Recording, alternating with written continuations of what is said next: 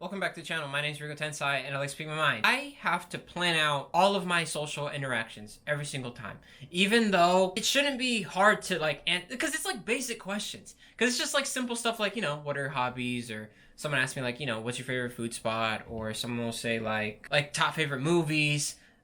I blank out, not because they're difficult to answer, but I don't constantly think about those things like all the time, like off the top of my head. Like I don't, because I have to really, the thing is, for example, for like top 5 movies, I have to really think about it, because there's a lot of movies, and there's always having to add in the sentimental value or the nostalgia, or how often do you repeat this movie like over and over again. Here are my go-to answers to whenever I get asked these certain questions. So for example, if someone asks me what's my top favorite movies, if they don't say a number and they just say top favorite movies, I'll always say Scott Pilgrim vs. the World, then I'll say Ocean's 11, and I'll say Spider-Man No Way Home. Usually they don't say like top 5, top 3 movies or whatever. Usually they'll just say what's your favorite movies. If it is top 5, then these two here I will just leave as just like random.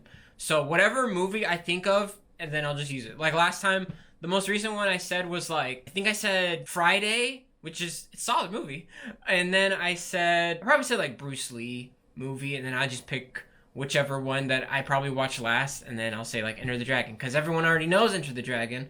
Or I'll say something like Space Jam, because that one's like simple to remember. So it's usually that. So it's always like you have to give a throwback answer or an underrated answer as your last two. All right, the next one that people would always ask is like, who's your, celebrity crushes, right? I'll always have 3. Here are my 3 go-tos: Ana de Armas, Aubrey Plaza, Jenna Coleman. Just cause they're I feel like solid. They're solid picks.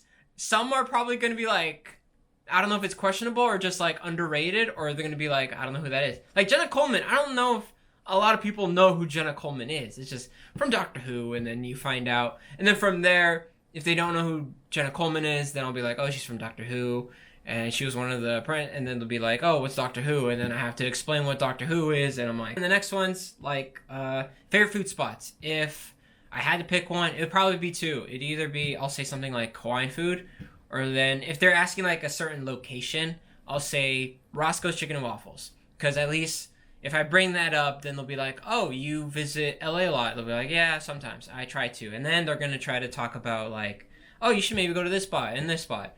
And then that's a great way to talk about LA. But I just find it funny that I get so in my head about trying to impress people, or sort of like because I really don't want to give off a boring vibe, especially to girls. Whenever like I'm trying to act cool, but like most of the time I don't be acting cool. I just act very quiet, and then I try to be funny here and there if they're like really, attractive. But if they're not attractive, then I just don't do anything. It doesn't really stress me out that I have to plan my answers, but I don't know. It's just funny how much I pay attention to how people talk, and seeing just watching patterns, and that's what I like to do. I like to sort of, I guess, people watch and notice patterns of how people say, or no, how people talk, and I notice if you give certain answers in a certain way, then they'll either continue the conversation with you, or they'll just stop talking. And then I just notice cues like that, which is why I try to pick answers that are a little bit out of the ordinary, or just answers to where you're able to kind of branch out to other topics from there. That's just a funny thing that I just wanted to share, because I don't think that I'm very extroverted, but I just like to think that I know how to fake being extroverted. Oh, that's another thing. When people ask me like what are my hobbies? My go-to is always rock climbing, even though I haven't rock climbed in like a couple months now.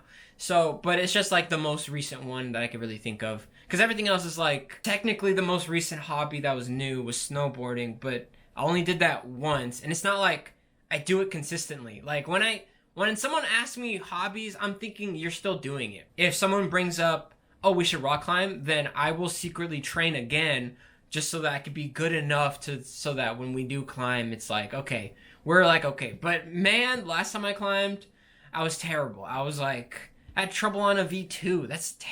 Man, I used to climb like that. V2s were warm up. V2, V3 were warm up. V4 was like whatever. And then I'm always challenging myself with like the V5 through like V7.